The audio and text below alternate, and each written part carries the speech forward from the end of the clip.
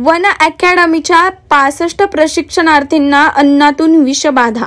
प्रवासादरम्यान पार्सलमधील अन्नामुळे झाली विषबाधा।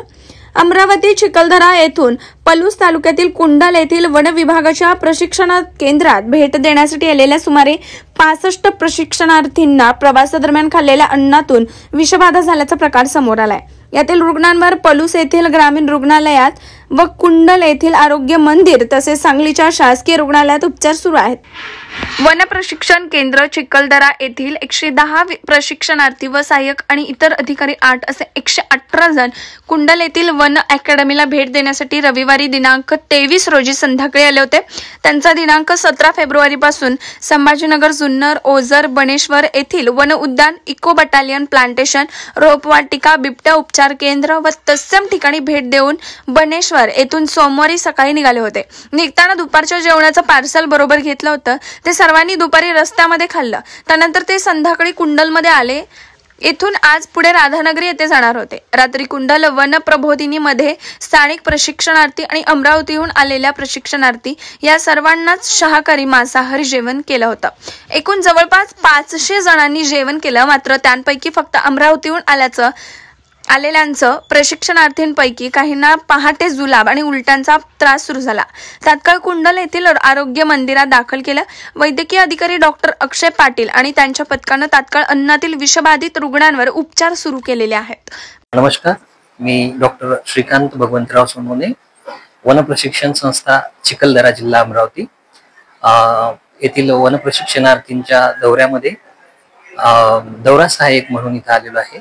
तर या दौऱ्याच्या दरम्यान बनेश्वरवरून निघाल्यानंतर उमरजमध्ये पोहोचलो। तिथे दुपारी 1:30 वाजता आम्ही साधारणतः लंच केला आणि त्यानंतर मग सागरेश्वरला आलो आणि तिथून नंतर कुंडलला पोहोचलो। रात्री मुक्काम झाल्यानंतर सकाळी आमच्या बऱ्याच विद्यार्थ्यांना जुलाबाची लागण झालेली होती। तर आता बऱ्यापैकी सर्वांची स्थिती सुरळीत झालेली आहे आणि एवढं सांगता येईल की सर्वांची जी परिस्थिती आहे ती फार ठीक आहे, सर्व व्यवस्थित आहे। नमस्ते, मी डॉक्टर तृप्ती जाधव, मी ग्रामीण रुग्णालय पलूस येथे मेडिकल ऑफिसर म्हणून कार्यरत आहे।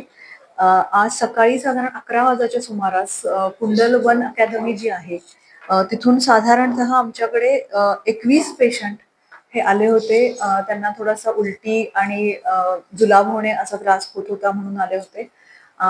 मी स्वतः डॉक्टर आमच्याकडे जे आहेत शीतल शिंदे मॅडम, त्यानंतर doctor Ashutosh Patil sir, doctor Rupesh Patil sir, या सर्वांनी आम्ही आणि आमचे वैद्यकीय अधीक्षक डॉक्टर संजय पाटील सर, या सर्वांनी आम्ही ते पेशंट पाहिले। ते पाहिले असता त्यांची तपासणी केली असता ब्लड शुगर, ब्लड प्रेशर आणि मोजली असता त्यातले सर्व पेशंट्स हे 17 पेशंट्स हे ऑलमोस्ट नॉर्मल होते। त्यांना काहीही त्रास विशेष त्रास नव्हता। सो त्यांना आम्ही ओरल मेडिसिन दिले, पण अंडर ऑब्झर्वेशन साठी म्हणून आम्ही त्यांना वॉर्डमध्ये ठेवून घेतलं।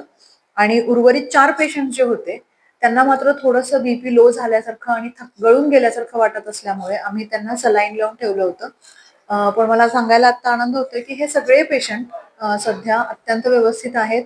कुणाला आता सध्या कसलाही त्रास होत नाहीये। आमच्याकडे आलेल्या पेशंटपैकी कुणालाही ताप वगैरे काही नव्हता। दुसरी माहिती जी आम्हाला इतर पुन्हा मिळाली ती अशी होती की कुंडल PHC मध्ये साधारण 12 पेशंट अटेंड केले गेले होते।